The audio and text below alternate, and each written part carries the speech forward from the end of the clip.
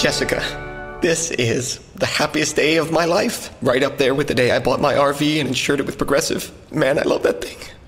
There are a million fish in the sea, which I'm reminded of every time I bring my RV to the lake, but I vow to love and cherish you just as much as I cherish campsites with full electric and water hookups.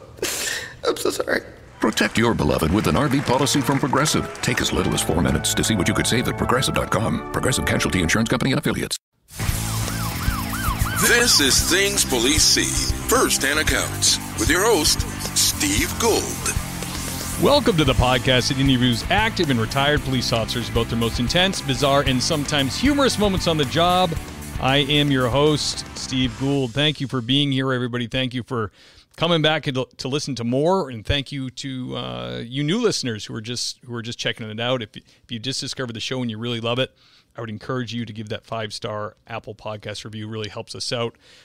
Just kind of makes us look good. I hear it really doesn't do all that much for algorithms or whatever, but when people are going to look at law enforcement shows, they see all the 5 stars and they like that, and it gets more guests. It keeps me feeding the beast with more and more people coming on, so I appreciate it. If you really love the show is brought to you always by Patreon and the supporters over there. The link to Patreon is in the show notes. It's basically like it's like a Facebook page you get access to for donating to the show. There's a couple different tiers, and it's for the hardcore fan that really loves it. If it's not in your budget or you can't afford it, not a big deal. The show's going to remain free always, so max amount of people can hear the stories from the men and women of law enforcement. But if you do really love the show, that's the best place to show your support. I'm always super excited when I get that little ding on my phone and there's a new Patreon supporter. So thank you for all that. Today's episode is an exciting one. This is a guy that's been on before, and it's one of those interviews. Well, I'm interviewing him. I'm feeling like he has so many more stories. We could just keep talking, and even after the interview, we chatted privately. He does indeed have a lot more stories. I'm super happy to have him back on. Let's give you his intro so you can, he's been a while since he's been on, just so you can kind of get a brief background of his policing. During his career in law enforcement, best-selling author David Putnam has worked in narcotics, violent crimes, criminal intelligence, hostage rescue, SWAT, and internal affairs, to name just a few. He's the recent of many awards and recipient, of many awards and commendations for heroism. The Reckless is a 6th novel in the best-selling Bruno Johnson crime series, following the Disposables, The Replacements, The Squandered, The Vanquished, The Innocents, The Reckless, The Sinister, and The Scorned. And I know for a fact he has some more books coming out. Incredible author, very popular. Without further ado, let me bring on your guest, the great David Putnam. Dave. Thanks for having me. Hey, my pleasure. I'm glad to get you back on, man. I feel like you're in Hawaii when I look behind you there. Yeah, my wife's from Hawaii, and she put that background up. I like it. I dig it. Do you do any surfing?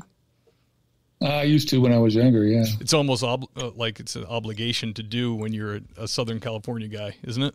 Yeah, that's right. That's true. Absolutely. Man, so you are a fan favorite. Your stories were really, really fun, especially for me for that first episode you were on, because you had stories of running and gunning around the city of Ontario, and you were naming streets that I routinely drove up and down. So it's really cool to have you on that first time, and I'm happy you could come back again. Dave, I wanted to ask you what year it was that you started policing? Well, I started as a sheriff's explorer in probably 74. I became a police cadet in 77, 78. Okay. And then I went through the academy in 79. So you're the perfect guy to ask this, because I want to ask you what the climate of policing was like then, and what I mean is, like, what was morale like, and what was the culture of policing? Like, when you got on the job, what were your supervisors telling you to do? What was the point of you going on patrol? Because I hear now from friends from larger cities, they're being told things that are like the opposite of what a normal person would think you would tell police to do. They're very worried about liability. They're very worried about race relations. They're very worried about angering protected groups. What was it like when you started, and what were they telling you? Well, when I came on, I was still there was 95 cops at Ontario when I first came on. The city was about 100,000, and they were still hiring Vietnam veterans. So I got put back a little bit because they gave Vietnam vets extra points for hiring. And so some of the Vietnam vets that were still working when I came on, they were paycheck kind of guys.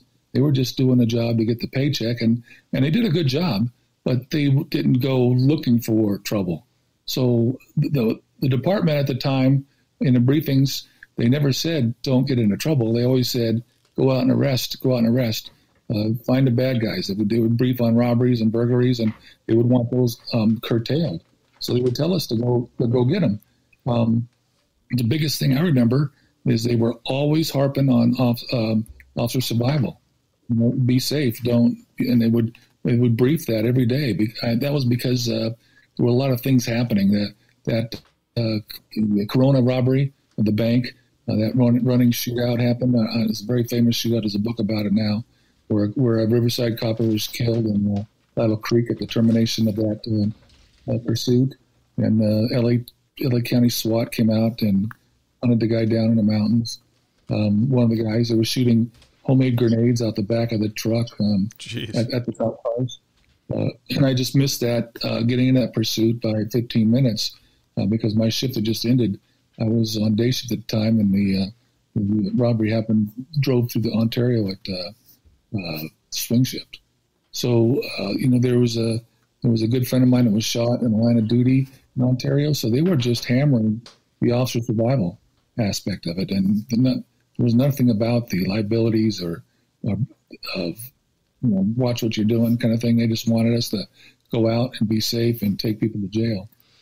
Yeah, that's interesting. That's really, I kind of thought that might be the answer. It sounds like a lot simpler way to go about your job. I mean, even around in the Northeast where I am, there's been just a general softening of almost everything from very low level crimes, like driving suspended or unlicensed or revoked registration. Like they used to, when my dad started in the 70s, if you could be arrested for an offense, they were arresting you. There wasn't a whole lot. If you were unlicensed driving, you're being arrested. The courts were busier because they arrested for every level of crime. And where I am, they've kind of, now it's kind of, if you arrest somebody for just straight up unlicensed, it's you hear that on the radio and you're kind of like, whoa, he must have pissed him off if he's arresting him, But my dad tells me is we arrested everything. You catch a kid with a beer, arrested. Everybody is going in cuffs. And I think that was just it wasn't a big deal. It was just kind of yeah, the cops arrested me type of thing. It was yeah, I broke the law. People kind of had this general agreement that I broke a law, I got arrested. And now it's it kind of seeped through the system here where it's when you start not really hammering the low-level stuff, well, eventually the upper stuff has been softened too, so people aren't even getting sentences for real crime. Right. It's kind of unbelievable. Especially in California, there's no longer a penalty. You don't go to prison for second-degree burglary or stealing a gun or grand theft. All those crimes, you just get jailed. You do 2 days in jail till your case goes to court. You get convicted, and you're let out again. They decriminalized rape and child molest. It's no longer a violent crime. It's still a felony, but they declassified it so they could cut the budget for parole. So parole no longer tracks those people. But when I was coming up, the cops had this saying, if you were a go-getter, and they would talk about it, there was misdemeanors were Marys and felonies were Franks. And the saying was that if you let the Marys go, you're going to piss off the arrest gods, and they're not going to give you any Franks. So you had to take the Marys to get the Franks. Right. That's funny. That's awesome. Yeah.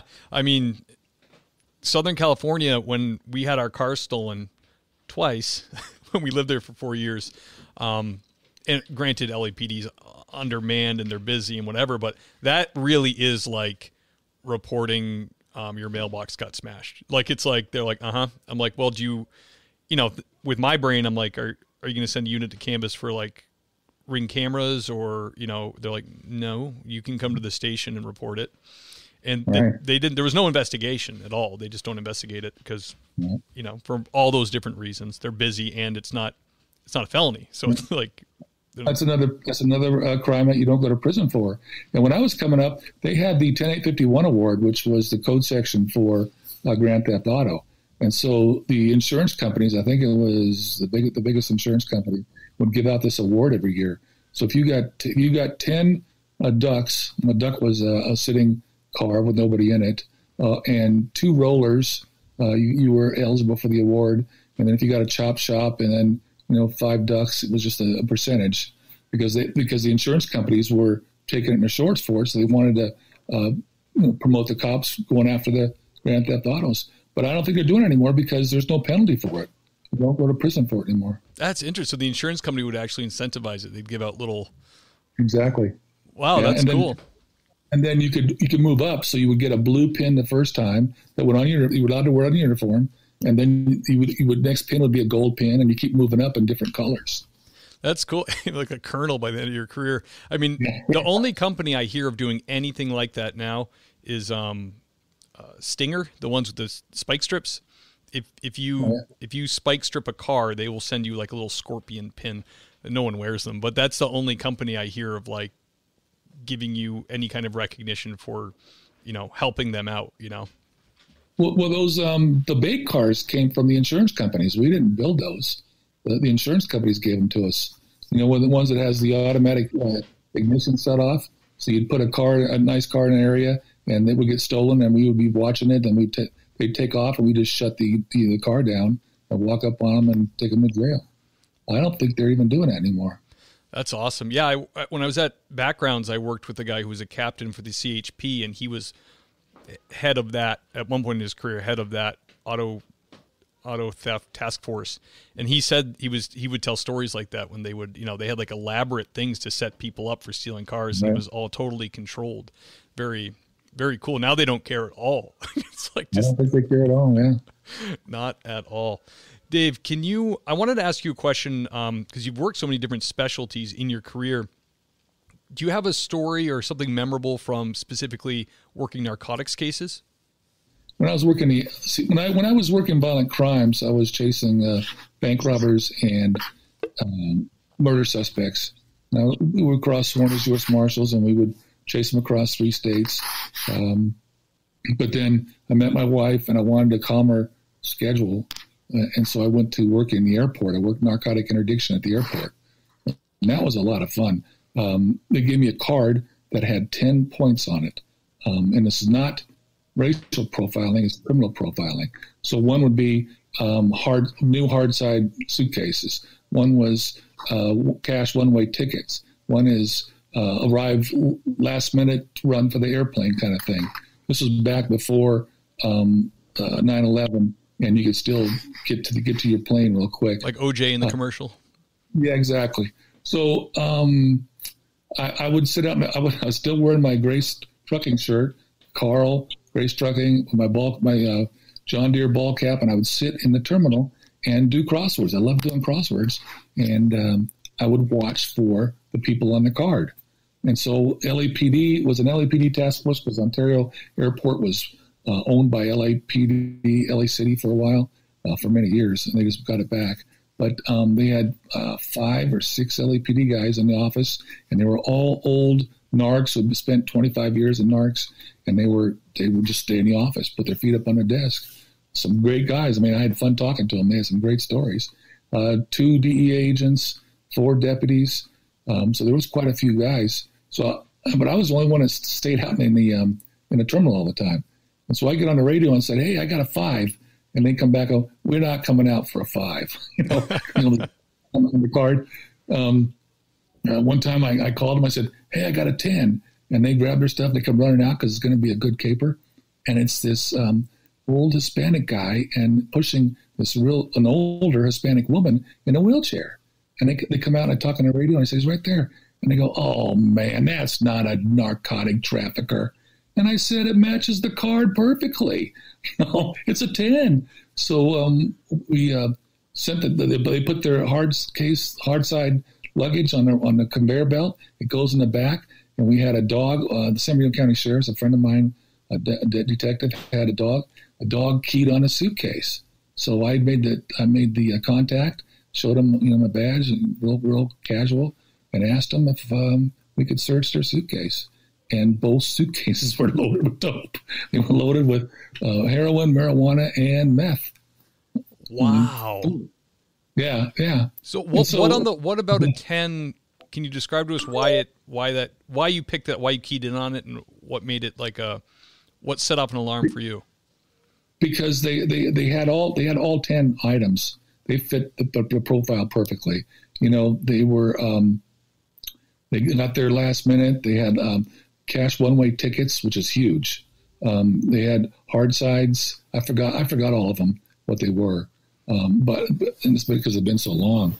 And so if I wanted to get money, I would sit at the gates, with the arrival gates. I'd go out there and just stand there and watch. And many times these guys would come off the plane and they're high stepping. It looks like they're wearing high heels, but they're in tennis shoes. And I walk over and identify myself. Hey, can I talk to you? Yeah. What do you got in your shoes? And I'd sit them down right there. They take their shoes off. $10,000 in each shoe. It was always $10,000 in each shoe. And it was always, oh yeah, I'm here to buy cattle. I'm here to buy shoes. And no, you can't have that money. You can't. So then they'd sign the money over to me. One guy, he was like a 4 coming off the plane, and I just did a cold contact because I was bored out at the curb, and he had this big steamer trunk, and I said, hey, what do you got? You got anything in there you're not supposed to have? And he goes, I got some money. I go, how much money you got? He goes, $50,000. So I pick up the steamer truck, I put it on my shoulder, and I walk with him to the office. And I get him in the office, and I sit down, and other coppers are still talking and not paying attention because I'm always doing something. And I open it up, and it's got a foam inset, and there are these really high dollar cameras with long lenses and things in it. And so I take the cameras out, set them down carefully, pull the foam out, and the thing's empty. And I look at the guy and I said, I thought you had $50,000 in here.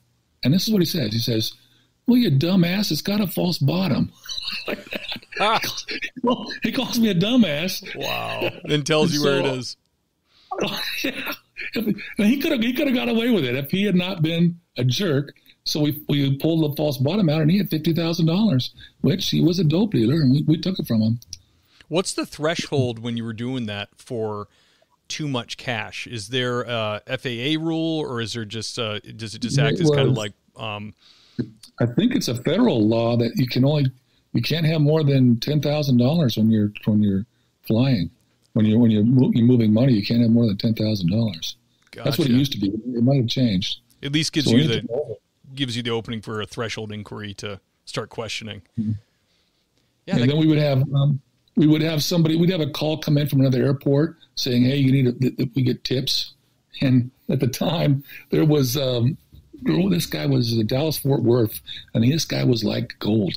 He had one of the cards, the profile cards. So when somebody came up to buy a ticket, he would flag them and call whatever airport.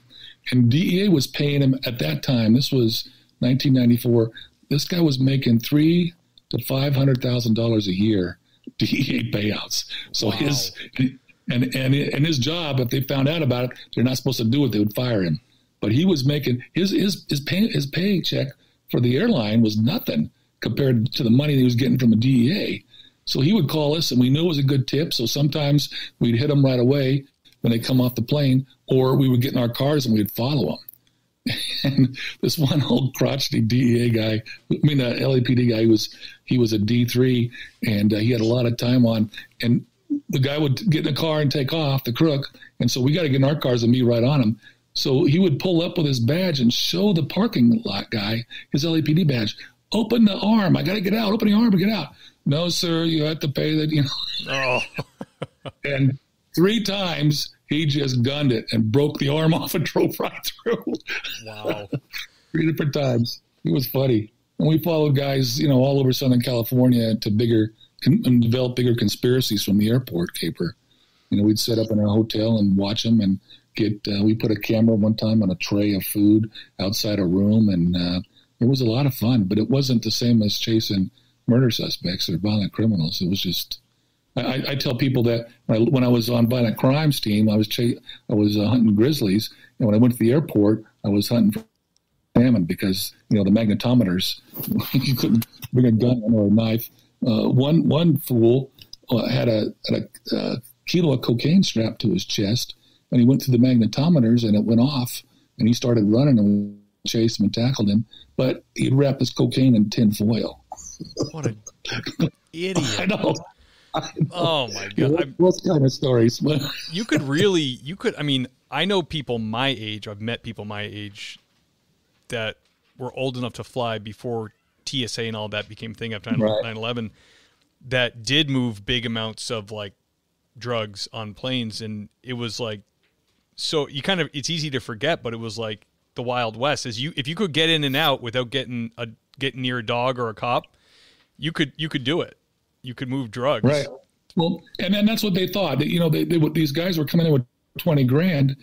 They would send 5, 10, 15 at a time, and they had a certain amount that they accounted for loss. They knew they're going to lose some, and when 80% got through, they were happy. Same thing with the drugs. Because it was, yeah.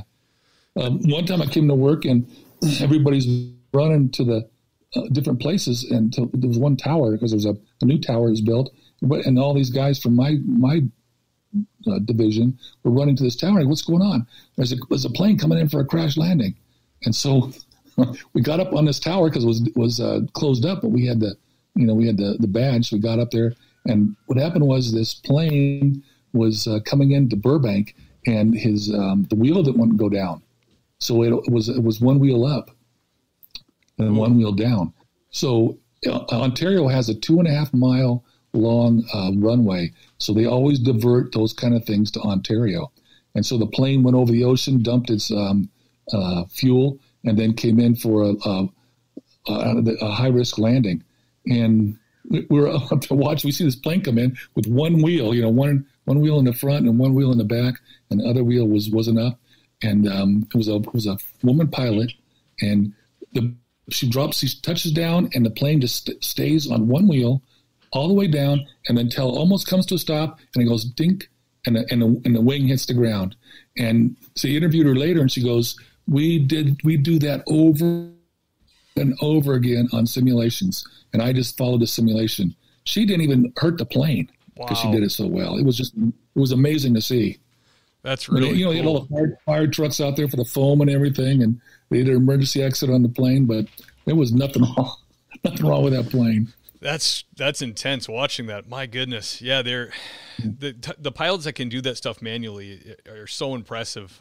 The technology now, have you ever gone somewhere and it's like pea soup fog and the plane lands itself? Yeah.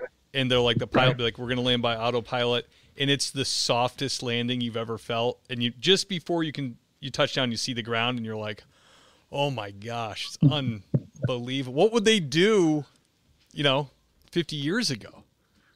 Yeah, there's a book by Nelson DeMille, and he did the research on it, and he had a 747 in his book, and the plane landed on an automatic pilot.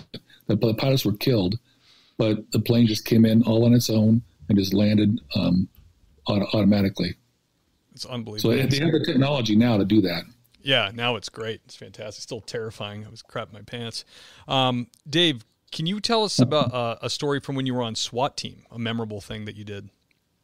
Well, there's a lot of memorable SWAT team stories because San Bernardino County is the largest county in the United States, contiguous United States, 20,000 square miles. So sometimes we would get the call for the address and respond to the address, or sometimes we get a page out. We didn't have cell phones, so we paged out to the airport, and they put us on a helicopter and fly us to the site. The SWAT teams, they have high risk entries. They call them dynamic entries for search warrants and that kind of thing. But there's also a dynamic entry for SWAT where there's no hostage. It's barricaded suspect only kind of thing. But the most hair-raising one is hostage rescues, and you don't get those too often because you negotiate for hours and hours before you got to go in. and I went in on, throughout 9 years, I went on 4 hostage rescues, I think it was. Wow. And a couple of them, one of them was out in Joshua Tree, and this deputy had pulled up to a house. It was a call of a child molest.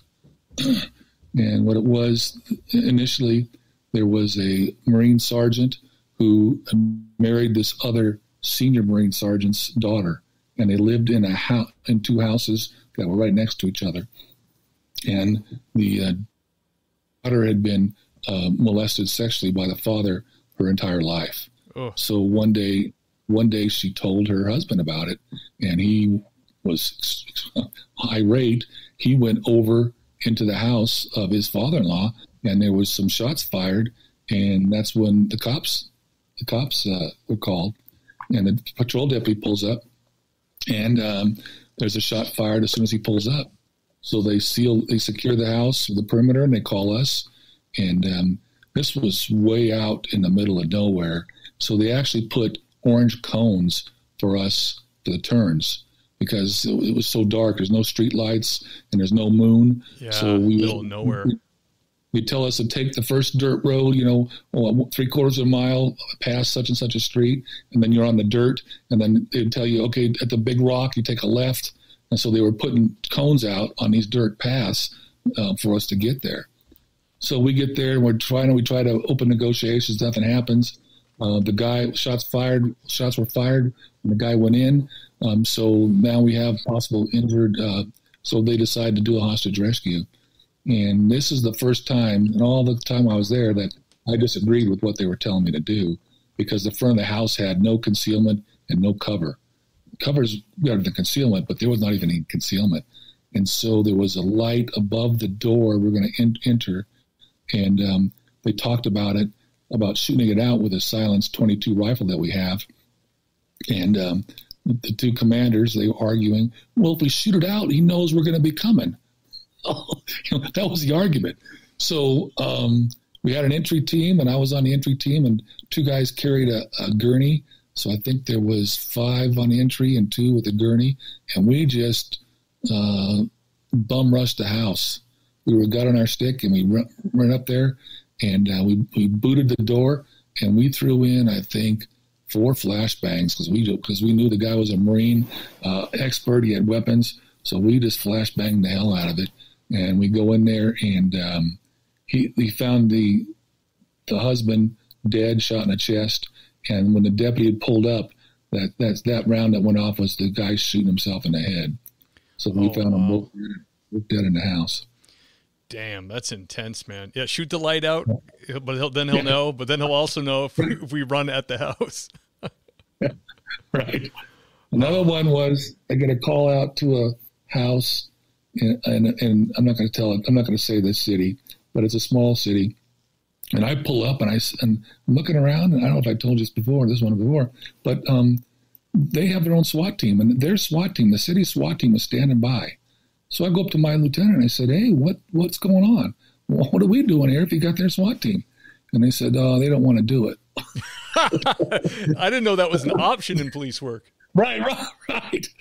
And so what happened was this guy was on meth 5 days running. He's just freaked out on meth. He's got an AK-47. Ooh. He's got his entire family hostage. But the kicker was the grandmother was on oxygen. So now you can't use tear gas and you can't use flashbangs on a guy with an AK-47. And the other city goes, oh, no, we don't want this is going to go bad. So they said, we're not going to do a dynamic entry. We're going to do a stealth entry, like a SWAT entry. So we went in really on our hands and knees, and it took us 3 hours to crawl around that house until we found the guy. And luckily, he fell asleep, and he was naked with his wife in a headlock and the AK-47 in his other arm. Damn. Yeah. But talking about 3 hours of waiting for the guy to jump out with an AK or shoot through the wall, because that AK will go through 4 or 5 walls, right, and kill everybody on the way through. So that was a harrowing type of SWAT call out. Damn, Dave. You've done so many different kinds of police work. What do you think looking back, what was your favorite assignment? Like out of all these so far, like what did you think was like the most enjoyable? I really liked working the street, and I developed such a sixth sense for the crooks. I would prefer taking a marked unit out because the crooks will react to the marked car, and if you watch for their very subtle reaction, you know which guy's bad, which crook is holding, right? So I want the undercover car. I want the plane wrap car. Give me the marked car because I was getting more people with that marked car. So I enjoyed hunting in a cop car and a marked car. I loved being a detective, the autonomy, because they would tell me many times, yeah, just go do what you want. Just go find the crooks. Right. So I got to just go hunt them out. I don't know how many times I wrote one affidavit with 5-6 search warrants attached to one affidavit, and we'd hit places all at once. That was a lot of fun. And then the SWAT team, I was doing a SWAT team at the same time. So when you asked me that, I had fun at every aspect of my job. Yeah, you can tell until I worked internal affairs. Yeah, I want to hear about that too. But you can tell by the way you talk about it that you truly loved being a cop, like every aspect. You got into some crazy stuff. Now, let me ask you about internal affairs. Is this because what most people know about internal affairs is like, they're kind of like the police hall monitor. They're the tattletales, or you get caught doing something, you get sent to internal affairs. That's like a line from a movie. But I know a few friends of mine worked internal affairs at LAPD, and I know personally how important it is, and they took pride in it. They really wanted to police their own because they didn't want that stigma on police. What was the vibe where you worked, and why did you sign up for it? Or were you assigned to it? No, you can't put in for internal affairs and get transferred there. They don't want somebody who wants to be there. Makes sense. Because they want people that don't want to because they do a better job. You don't want a headhunter in there. You want your best investigator, in fact. And there are some things that are in books and in movies that aren't true at all. It may have been 50 years ago, but the biggest one I see in movies and books is you have 25 years on. If they arrest you, you're going to lose your pension. Well, you don't lose your pension. If you're vested, if you got your 5 years in and you're vested, and 15 years in, and you do something stupid and go to prison, and a lot of crooks, a lot of cops they get their pension check while they're in prison. People don't understand that. They still get their pension. I thought I did some. My worst part of the job was kids or women that are abused. Kids and women I don't like that at all, and that was the worst part of the job for me. But when I got to internal affairs, it was just sad.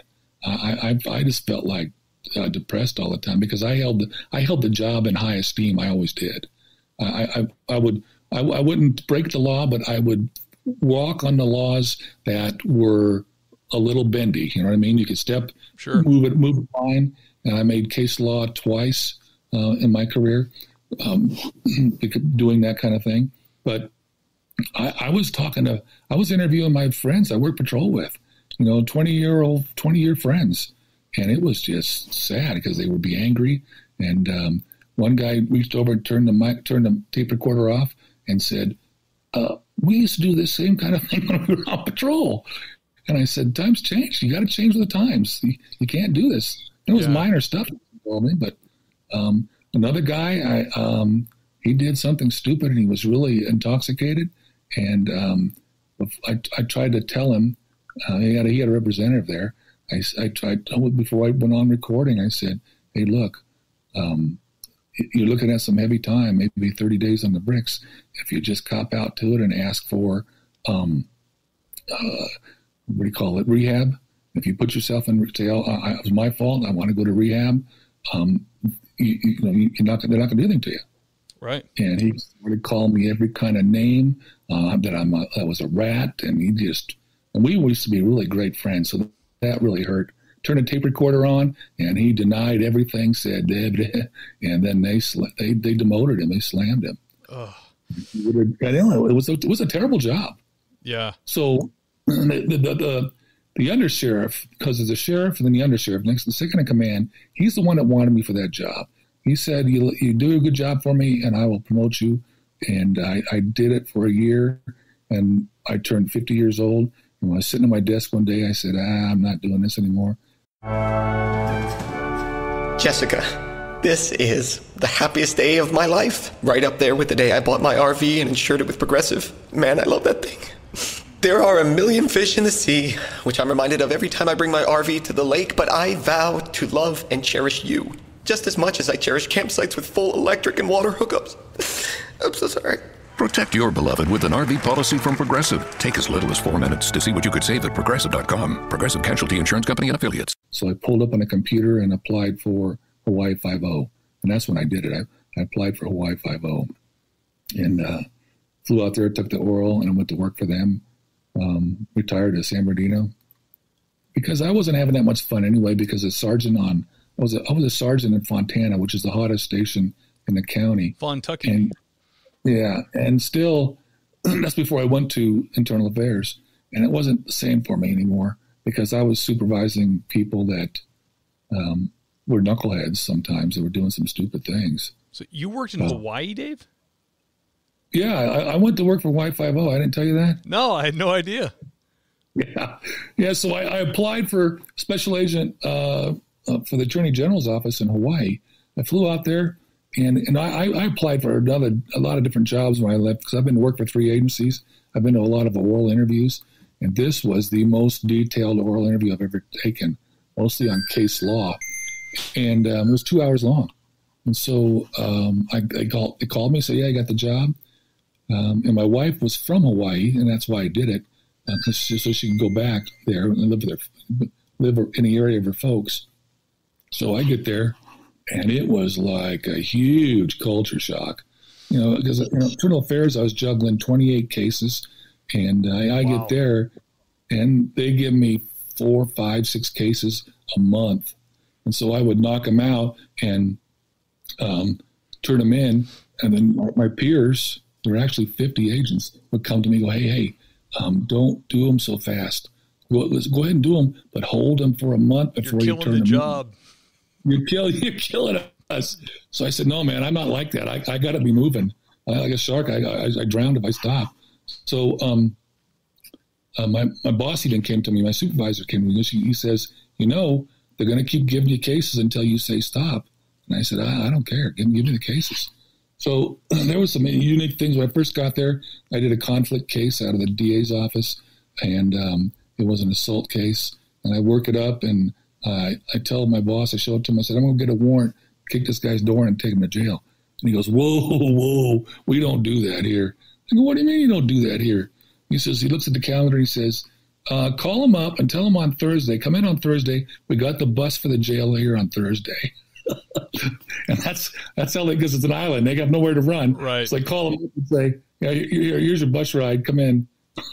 That's funny. Yeah. I mean, from what I hear about working in Hawaii is they really don't, on a patrol level, it's one of the only states where they won't take any kind of transfer because of the cultural differences. You have to go through their academy to kind of, because I'm sure they have a component built in where you learn about the history and the culture and the norms so you can function as a cop. So would not having done that, kind of just transferring in, did that kind of get in the way, or did your wife kind of help you learn the culture a little bit? No, I kind of learned it it was so laid back. The culture of Hawaii is laid back. Everything is tomorrow. We'll do it tomorrow. We're not really interested in that. Like, there was very few lawsuits. You have a car crash, and the next day the person brings over a plate of brownies. Oh, I'm so sorry. Oh, thank you. It's okay. And that's how they dealt with things. I like it. It's a unique situation. I'm freezing up there. But it was still fun. I worked smuggling mostly and white collar crimes. Back then, and this was 2008. A pack of cigarettes was $11. So a carton was huge. I don't know what the price is now, but that was big money. So they were smuggling cigarettes in from the Philippines and China. And they would fly them in big boxes, and I got a lot of smuggling cases that way.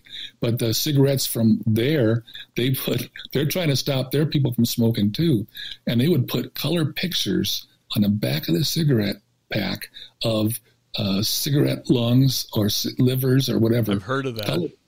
Yeah, it's pretty gruesome. And then I did a major real estate fraud case. Because I was bored, because there's a call-in line, and the officer of the day gets the call-in line and writes down the cases that come in, and then it's handed to whoever's in charge of that, and they would hand the cases out. So this guy's walking through the bullpen saying, "Anybody know what a 1031 exchange is?" And it's an IRS section. I said, "Yeah, I know what it is." So he gives it to me, and it's a huge stinker. So, but I wanted it because I was bored out of my mind. I would come to work, and the fake Hawaii 5-0 car was parked in my slot sometimes. The fake? The TV show, Hawaii 5-0, was parked in my slot because they were filming. Their office was right across from ours, the fake office was. So my office was on King Street, and if you know Oahu, there's the palace. Right across from the palace, there's the King Kamehameha statue, and then right next to that is the historical banyan tree, and then my office is right next to that. So they would put up the big tent and the catering for the Hawaii 5-0 TV show right in the front lawn of where my office was, and they did it all the time. So one time I was on the phone with a witness, and they're having a fake shootout outside my window. That's awesome. Yeah. So I was going somewhere with this. Oh, this 1031 exchange. What happened was this guy, there's 1031 exchanges where if you sell your property, you don't want to take the hit on taxes. The money cannot ever touch your hand. The escrow can't close, and you receive the check. Otherwise, you pay taxes on it. So if you want to swap it for like or more expensive property, you can give it to what's called an accommodator. This is a what do you call it? A catch in the IRS, and these accommodators popped up to accommodate these. So your escrow closes, your money goes to this accommodator, and then when your property, the property you find pops up, you take that money out, put it in escrow, and the money never touches your hands, and you never pay taxes on it. Right. So what this guy did was he took his impound account and he invested it unknowingly with a Ponzi scheme. Oh. So he invested several $1 million of other people's money in a Ponzi scheme. And the Ponzi guy was an ancillary to my case. He was like the catalyst for my case, but he was from Seattle area, and it was a big national case. It was in the news, and he ended up driving off a cliff and killing himself in Seattle area. So I get the case. I got to write all kinds of subpoenas, search warrants, and I go to the Attorney General. The Assistant Attorney General is handling the case, who's our liaison. I said, this is what I want to do. I want to write search warrant on the guy, hit his house first, get evidence before he finds out that I'm on to him. He goes, okay, that's a good idea. So I come back, I start typing up the affidavit, and my boss comes to me and goes, change of plans. What happened was the guy that I was going after had too much influence, and everybody in the islands knows everybody. You can't do anything without going. It's a huge thing. So they want me to go outside and work my way in, which the guy's going to find out. So anyway, I do escrow subpoenas. I do bank subpoenas. I have a 3-ring notebook, 3-inch. It's already full of reports and interviews, and so I finally get a subpoena for his records, and I call Kauai, Bank of Hawaii in Kauai. I tell him who I am. I said I want to come over and get the records of this guy, the main crook. And he said, okay, come over on such and such a date and ask for so and so. So I go to my boss, get a ticket, fly over there, rent a car, go into the bank, identify myself. Now I'm wearing an Aloha shirt and slacks. And I say, I'm here to get the records. And, we're so sorry. She called in sick today. And I said, all right, let me talk to your manager. So the manager comes out. Oh, no, she's the only one that can do it. So now I'm stuck. And I get my back up.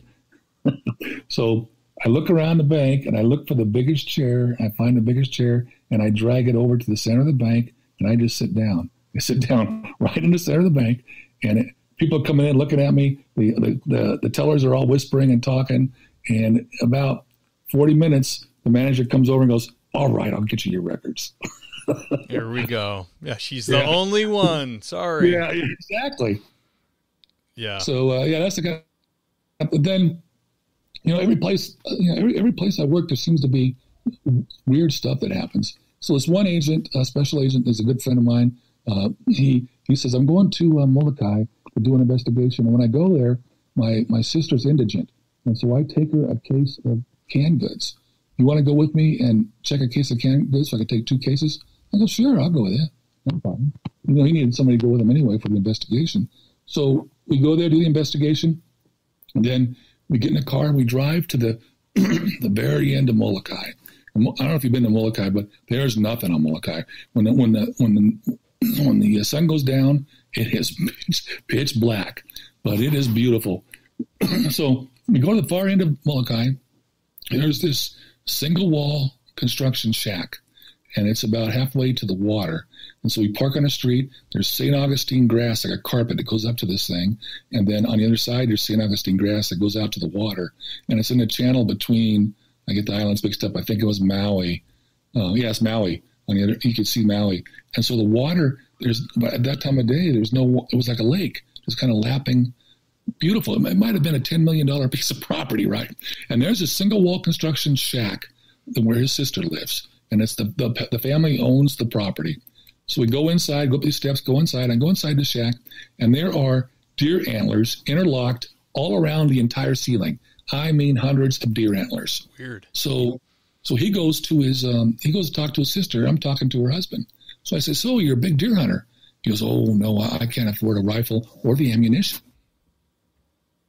I go, "What are you talking about?" He goes, "Well, I just wait till I hear the gunshots, and then I go down and get in my boat." That's what he says. So I go, "What are you talking about?" So what happens is the deer, there's a huge herds of deer on Molokai, and it's not hunted well enough because people don't know about it. But there are lots of deer. So they come down in a herd, and they can see Maui across the channel, and their depth perception, because they're animals, isn't sharp. So they think they can swim across the channel to Maui. So they get in a boat, they get in the water and start swimming, and that's when all the Hawaiians jump in their skiffs, and they drive out there and they start shooting the deer in the water and pull them into the boat. Well, this guy, he doesn't have a rifle, so he says he waits till the deer realize they can't make it, and they turn around. They're tired, and they turn around. He grabs them by the antlers and puts them underwater and drowns them. Oh. And pulls them in the boat. So he goes deer fishing. Now this is part of their culture now.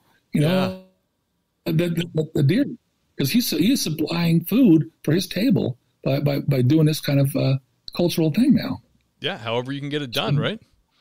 Exactly, however you get it done. Wow, that's nuts. Dave, I've had you on here for almost 50 minutes, but do you have time for one more violent crime story that's memorable to you? Oh, I wrote a bunch of them down that we still had, because I listened to the last one, and there's still a whole bunch of violent crimes. Some funny stuff, too. Yeah, whatever you think. Here's one. This was when I first get I said this before. When I leave Ontario, I want to do more action, so I go to LA for the action. I get put in with a training officer for 6 months, and I can't avoid it. And he's very, very rude and harasses me, and hazes me, not harasses, hazes me the whole time. So when I first get there, this is my second week there. This is my indoctrination to South Central Los Angeles. So he wants to. He demeans me because he says I was a meter maid. He calls me a meter maid because I came from a small police department. Nice. That's all he called me. He called me a meter maid. So we pull up to this car, and I'd been in shootings and all kinds of stuff in Ontario. I got into some wild stuff there. That's still a busy city. Yeah. It was a fun place. So I played along. I was very diligent. So we stop on Wilmington Avenue. There's a red zone, and there's a van parked in a red zone. And he goes, get out and give him a ticket. And I said, come on, this is a 2-man crime car. So I get out, and there's a guy sitting in the front seat, this real nice black guy. And so I write him a ticket, and I get back in the car, and I'm looking at the taillight pattern. And I look at the ticket, and I said, the taillight pattern doesn't match the year that he gave me for the van, right? So I get out, I go up and run the VIN number, comes back, and it's stolen. The van's stolen. Nice. So we tow the car, my partner's going, and put him in the backseat of the car. Now, the bookman sits in the LA County car, and he fills out the booking slip and all the paperwork on your way to jail. There's a little gooseneck lamp in the seat of the car on the passenger seat. So you're not looking up, and you're just writing, trying to fill stuff out.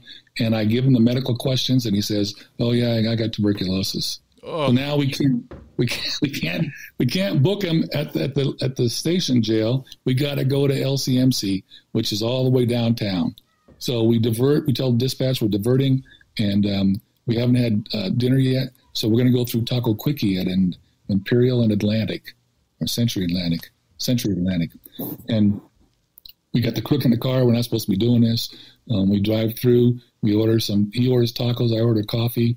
And I think we even ordered him a burrito in the back. And while we're in the drive-through, I hear another guy who just got off training. When I came out, he got bumped. So he has 6 months on the street. I've got 4 years, but he's got 6 months on the street all by himself now. And he's a Linwood City car. And I hear him say, 251 to 251, Adam, go to channel 3. And I switched down just to listen, just being nosy. And he says, what was the description of that 207 kidnap robbery car out of Imperial Courts, which is the projects? The guy comes back and goes, it's a silver AMC Hornet 4-door. And the other guy goes, go back to primary, I got the vehicle. So I switched back to channel 22, and he comes on 251, 1033. He goes, I'm behind a 1029 Frank David, armed and dangerous vehicle, and he says, Century and Atlantic.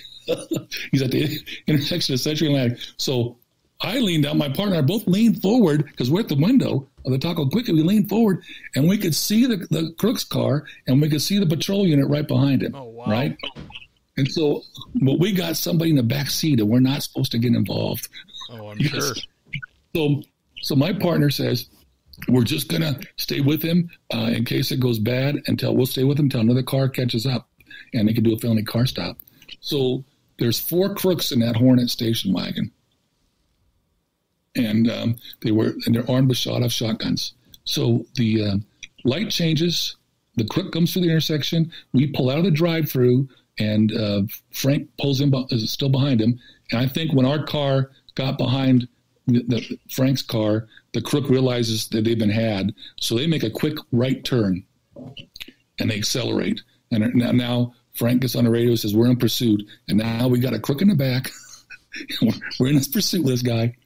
But the crook slows real quick. I mean, not 3 blocks into this. He hits the brake hard. The right passenger door opens, and a crook bails out, and he's running, and the car keeps going. So I got the cop car door open. I got my foot on the door. I got my gun out because I'm getting ready to go. And Frank pulls over, and he bails out, and the crook is running full blast, and he's worried that the deputy's going to shoot him in the back. He's looking over his shoulder, and he runs head on into a block wall. Bam, and goes down, right? So my partner goes, forget him, but he uses different words. We're taking a car. Right. So my car door comes shut, and we follow this crook down to Fernwood and take a left. And another cop car was coming up Atlantic to jump into the pursuit, and he sees us. But that's not where I forgot a part. Frank's brand new, so he calls northbound. He tells everybody we're going northbound on the street. We're really going southbound. So all our backup is going the other way. Oops. Nobody's coming to help us. All right. So Indian Joe is going north on Atlantic, and he sees our overheads behind this car, and he thinks, oh, well, we can't catch up with that one. We're going to stop it. We're just going to jump into this one. So we take a first left in Fernwood. We take another left, and as we're going up, another crook jumps out of the car, and my partner pulls his gun out, and he's driving. He's driving a cop car, and the crook. The driver bails out. The driver bails out, and there's two crooks left. One left rear and one right front. And the Hornet just keeps driving off by itself, nobody in it. And the crooks running across our peripheral to the left, and there's trees. This is the 105 freeway is right now. This was they raised the houses, but the trees were still there. And so my partner stood at the window, bam, bam, bam, and we got a crook in the back seat still. And the car's filling up with gun smoke, and my partner turns and goes over the curb, and we're trying to catch up to this guy running around, driving around trees, and he's shooting out the window. And we hit this before we, right when that starts happening, behind us, I hear bam, bam, bam, bam, a big shootout's going on behind us. And so we hit this divot, we come up airborne, all four tires, and we come down on this stump, and it tears the whole undercarriage out, the transmission, the differential, and we get out, we crawl out of the cop car, and the crook's in the back yelling, oh my God, and my partner's going, my gun, I can't find my gun. So I get in the back seat, pull the crook out, and he's okay, and he was laying on top of the gun because it had gone under the front seat and was in the back seat. So we get that all secured. The cop car is smoking, white smoke coming out of it. We go back, and the car, the other car, cop car that was behind us, he's driving up behind the Hornet, and he hears my partner shooting. So he thinks that he's being shot at from the Hornet. So his partner, his training officer, is standing up on the running board, holding on to his door's open, and he starts shooting at the Hornet. Well, his partner's a training officer goes, whoa, you're not supposed to be doing that. And he slams on the brakes. So the door comes shut, and his partner goes down, and he screws his knee up pretty bad. So his partner puts out that we've had shots fired and his officer down, which was the wrong thing to put out. Right. So now everybody's coming, right? All three different stations are coming to back us. So what happened was the Hornet, without anybody driving it, it drives over the curb and runs into this block wall, and the other two crooks bail out and run. So we secure the area. We got plenty of help, secure the area, and because I'm the trainee, I'm with the sergeant. He's got a command post set up on his trunk, and we're sealing off, we're putting units at different corners, setting up a perimeter, right? So the helicopter comes overhead, and it says, comes on station above us, and all of a sudden he comes on, he says, all ground units, we're losing oil pressure, we're coming down. And this helicopter, sheriff's helicopter, crash lands right beside me in this park. Comes, whoa, crashes right beside me. This is my second week on the job. What's going on? It was a wild, and we didn't catch one of those crooks. They all got away. Every one of them. Insane. The poor guy in the back's got tuberculosis, and you're filling his lungs with gun smoke. Yeah. That was a fun time. That's insane. That you couldn't, like I always say on the show, you couldn't make that up if you tried. That's too many insane things happening. Yeah, and I haven't told that story in so long. I could have told it smoother, but that was basically the way it happened. Oh, it's great. Well, the important part is you guys get the food, or did you have to leave it there? No, you know what? I think we pulled it in just as it was happening. So yeah, it was a big mess inside the car because when we crashed that car, it was all over the place. Yeah. Dave, that's totally insane. The exact reason I had you on here, but I had no idea also that you went to Hawaii. That whole part of your life was like somehow it's not in your bio, so I never asked it. But man, that's super interesting, man. Are you pretty much just in California now? Or do you travel around for the books and signings and stuff? No, we go wherever it takes me. We go to conferences all over the place. I go to book talks. If somebody wants me for a book talk, I'll fly anywhere for a book talk. Are you hooked up at all with Cops and Writers, that podcast? Oh yeah, I think you know what, I did 7 podcasts right in a row. And yours was one of them, so I don't know. One was Two Cops, One Donut. I remember I've that heard one. of that. Yeah. Yeah.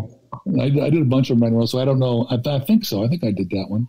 I'm pretty sure I did. Yeah. He's great. O'Donnell. He's a retired Baltimore sergeant, and I think he does a conference once a year too. I figured you'd probably be like a perfect guy to be hooked up with that crowd. It's all cops who are becoming riders. They also mentor police officers who are getting into riding, because the field itself is, especially a career like yours, kind of lends itself to like putting together either your memoirs or just from living those experiences, writing one hell of a novel, because you know how things happen, how they would go down because you lived it. So, I can connect you guys if you're interested. But he does some talks and conferences and stuff. He's a great guy. If there's some Moonlight Black, that's the second series I just started last October. It was a memoir I tried to write, but I couldn't get the story arc to work. So the first half of that book is true. I wrote it just the way it happened, because my first year at Ontario was just a wild time, and I tell people about what happened to me, and they said, "Oh, that never happens." So I put all that stuff in there. I wrote it just the way the first half. I mean, there's some exciting stuff in it, like and a cop working in his own hometown. So, for example, for just a quick example, is I get a call of a naked man dancing in his front yard. I pull up, and the naked man, it was my psych teacher from high school. Makes sense. So I had to deal with that kind of stuff. And my mom showing up at one caper. But yeah, so that book, and it's getting great reviews. People are really really like that book, Fierce and Moonlight Black. It's a hell of a title. How'd you come up with that? Because many times I was out on a scene and there's blood on the ground, and if you don't put flashlight on it, blood is black, right. and without any light on it. So I just made the title up. It was a 3-book deal, so I gave them the titles right off: Fierce and Moonlight Black, A Lonesome Blood Red Sun, and A Gray Cadaverous Dawn. Very cool. Titles. Very poetic titles. I like them. That's cool. So we're on right now. If you're listening to the podcast, you wouldn't know, but if you're on the YouTube channel where the interviews go, we have Dave's website up right now, DavidPutnamBooks.com. You can go there for everything David Putnam. Nice. And I'm guessing through your website here, there's links to the books. Looks like there is. And obviously in the show notes, we're going to put links to Dave's stuff so you can get them. He's got 10-book series, right? The first one you did? 10. Scorn just came out, number 10, and 11 comes out in February next year, and I have 12 already done. And I just sold a third series that I had a lot of fun with, and it's called The Blind Devotion of Imogene, and it's a story of a woman who went to jail for murder, went to prison for murder at 63, and she gets out at 73, and she has to deal with all the things that a parolee has to deal with. And it's a fun book. That's awesome, man. You've written so many books, and they're not short books. It's like it's got to be exhausting to keep doing that. I mean, obviously you love it. Oh yeah, I've been writing since 1989, and I wrote 38 books before I sold my first one. Yeah, that's the key, isn't it? You got to be perseverance, as they say. Right. Well, Dave, thank you for coming on, man. Awesome stories. It's great to hear some more about your career. People can find you at davidputnambooks.com. Do you have any social media or anything you want people to follow you on? Yeah, I have Twitter and Facebook, but I'm not that active on it. You can find me though. You just type it in and I'll pop up. I have a newsletter that I put out every 2 weeks, but you could also get me on email me. I'm happy to talk to anybody. And you get me on my website, davidputnambooks.com. There's an email where you can email me, or my email is writedeputydave@yahoo.com. Okay, and I can list that email in the show notes if you want people to be able to reach out to you easier. That's great. And if anybody has any questions about law enforcement or writing, I help writers all the time. Oh, that's awesome. So that makes me think even more that you should hook up with cops and writers. That podcast was made for you, brother. Absolutely. Dave, again, honored to have you on, man. Thank you for sharing some more of your stories from your career. And I'm going to do the outro here. Can you hang out for just like 5 minutes or 3 minutes? Yeah, sure. No problem. All right, brother. I'll be right with you. Okay. The great David Putnam, ladies and gentlemen, second appearance. Guy's got the craziest stories. Some of his stories are like stories within stories. Honored to have him back on. Thank you to him for coming. Go check him out at davidputnambooks.com. Guys, thank you for listening. Thank you for the rating and the reviewing. Thank you to the Patreon supporters. They keep the lights on, keep the boat afloat. Which brings me to my next segment, which is when I thank the Patreon sergeants for all that they do supporting the show. Who I'm talking about is Christian, Brittany Sims, Elliot Sykes, Dave Ellman, Holly Vanover, Richard Tolles. And Richard Tolles, thank you for the Amazon gift card towards the show studio equipment. I love you, buddy. Joe DeVries, Raymond Arsenal, Doug and Kelly Newman, Bertie Boards, Derek Warden, Luke Shore, Scott Young, Wayne Miller, the great Nick News, Tom Connell, just Dennis, because that's all he put, Andrew Proctor, Luke Irving, George Tessier, Iceman from Motocrop Chronicles, check out his podcast, Ilian Rogers, Cage Edgman, Andrew Horton, Greg Gabboy, Ben Peters, Trevor Daly, Rick McCormick, Scott Winkler, Parker Brower, Tammy Walsh, Sean Clifford, Braden Walker, Sasha McNabb, Corey Payne, the great Mike Wynn, Nathan Gowan, Jason Lau, Dylan Pyrozik, the great Sarah Pomeroy, Lawrence Simpson, Alec Wazik, Jake Pinedo, Sean Shoemaker, James Rose, Seth Wright, Tony Fahey, and William James Long. That's Deputy William James Long to you. That went a little bit long today because I didn't do the filter right, so I think I got some people in there that are no longer active. So that's a freebie. You're welcome. Guys, again, thank you for tuning in. The goal of the podcast is to share the stories from the men and women of law enforcement to get a better appreciation for what these people actually do on the job. It's quite incredible. So thank you for joining us, and I will see you next time.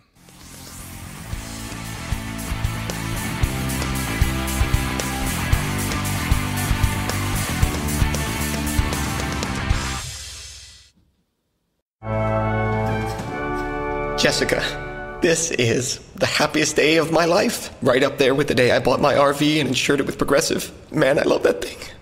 There are a million fish in the sea, which I'm reminded of every time I bring my RV to the lake, but I vow to love and cherish you just as much as I cherish campsites with full electric and water hookups. I'm so sorry. Protect your beloved with an RV policy from Progressive. Take as little as 4 minutes to see what you could save at Progressive.com. Progressive Casualty Insurance Company and Affiliates.